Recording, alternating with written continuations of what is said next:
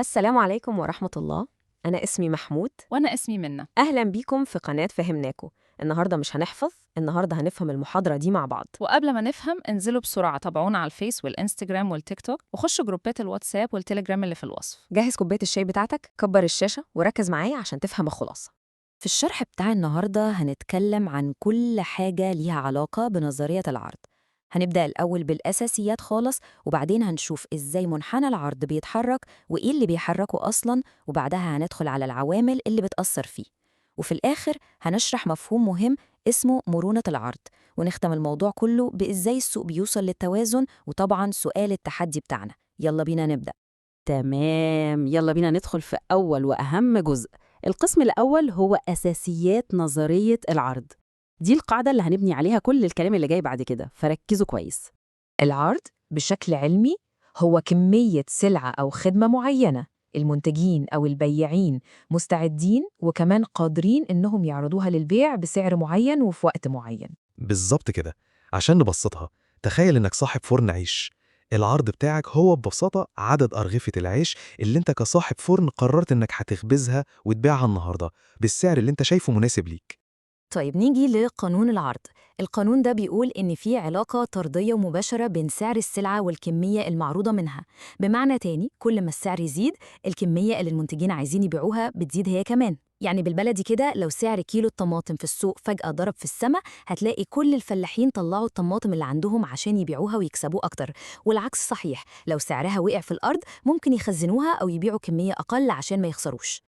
هو ده بقى اللي بيوضحه منحنى العرض اللي قدامنا. شايفين ازاي الخط طالع لفوق؟ المحور اللي بالطول ده بيمثل السعر، والمحور اللي بالعرض بيمثل الكمية. كل ما السعر يطلع لفوق بنتحرك مع الخط ناحية اليمين، وده معناه ان الكمية المعروضة بتزيد. زي ما الرسمة موضحة بالظبط.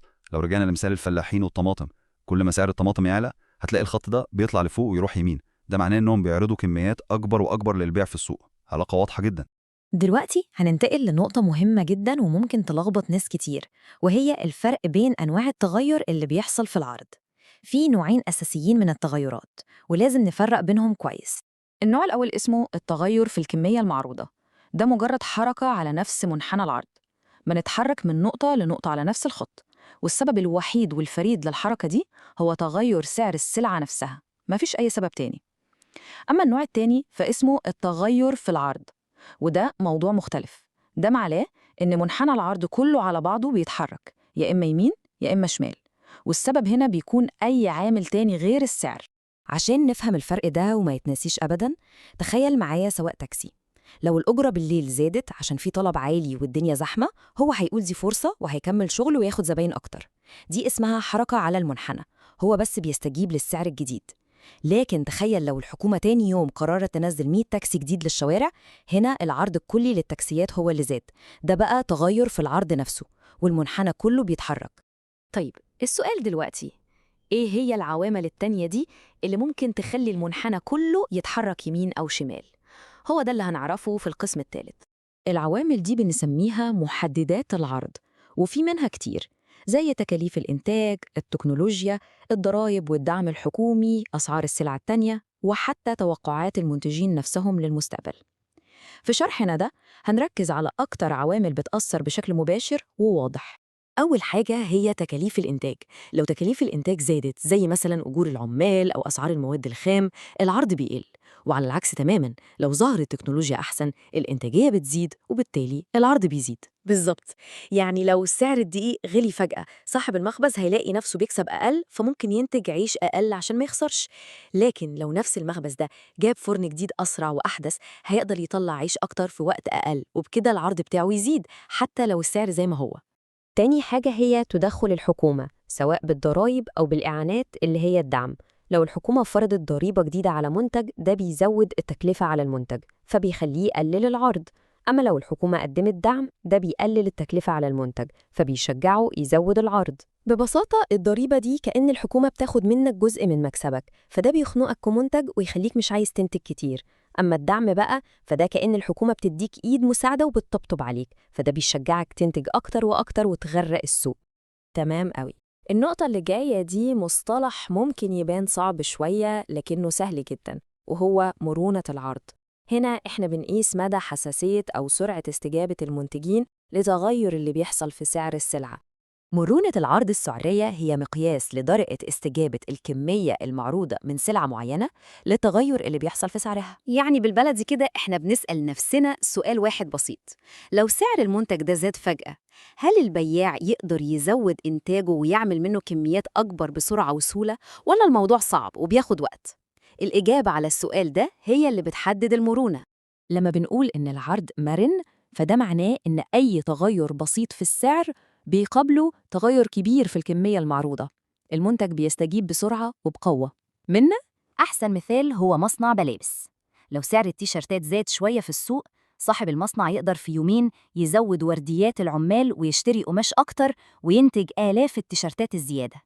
استجابته للتغير في السعر سريعة جدا، ده عرض مرن. أما بقى العرض غير المرن، فده معناه إن حتى لو حصل تغير كبير في السعر، الكمية المعروضة بتتغير بشكل بسيط جدا أو شبه مش بتتغير. زي مثلا الفنادق اللي على البحر، لو أسعار الإقامة في الفنادق دي نطت للسما في الصيف، هل أصحاب الفنادق هيقدروا يبنوا غرف جديدة في أسبوع؟ طبعا مستحيل.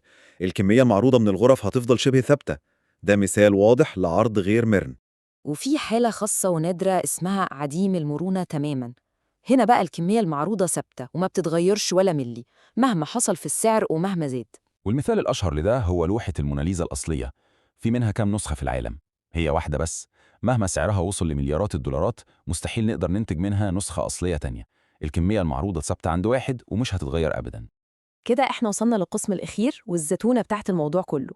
إزاي بقى العرض والطلب دول بيتفاعلوا مع بعض عشان يحددوا سعر أي حاجة بنشتريها في السوق؟ ده اللي بنسميه توازن السوق. السعر التوازن هو السعر اللي بتتساوى عنده الكمية اللي الناس عايزة تشتريها مع الكمية اللي المنتجين عايزين يبيعوها. دي النقطة اللي بيتقاطع فيها منحنى العرض مع منحنى الطلب. النقطة دي نقدر نسميها النقطة السحرية أو نقطة الرضا في السوق.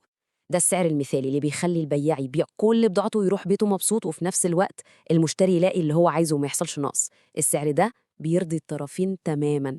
والنقطة دي بتوضح ببساطة وعبقرية إزاي قوى العرض والطلب هم اللي بيتحكموا وبيحددوا أسعار كل حاجة حوالينا في أي سوق حر. المفهوم ده يعتبر أساس علم الاقتصاد كله. عاش يا أبطال، كده إحنا فهمنا نظرية العرض من كل جوانبها، ودلوقتي جه الوقت عشان نختبر فهمنا ده بسؤال التحدي الجديد. سؤال التحدي بيقول: لو الحكومة قررت تدي دعم كبير لمزارعي القمح، تفتكروا إيه اللي هيحصل لسعر التوازن وكمية التوازن بتاعة العيش في السوق؟ مطلوب تشرح إجابتك باستخدام رسم بياني لمنحنى العرض والطلب. شغلوا دماغكم وفكروا فيها كويس. منا هستنى إجاباتكم المفصلة في الكومنتات، وأحسن وأدق إجابة هنعلنها المرة الجاية بإذن الله. ما تنسوش اللايك والشير والانضمام للجروبات اللي في الوصف عشان يوصلكم كل جديد. سلام يا أبطال قناة فهمناكو.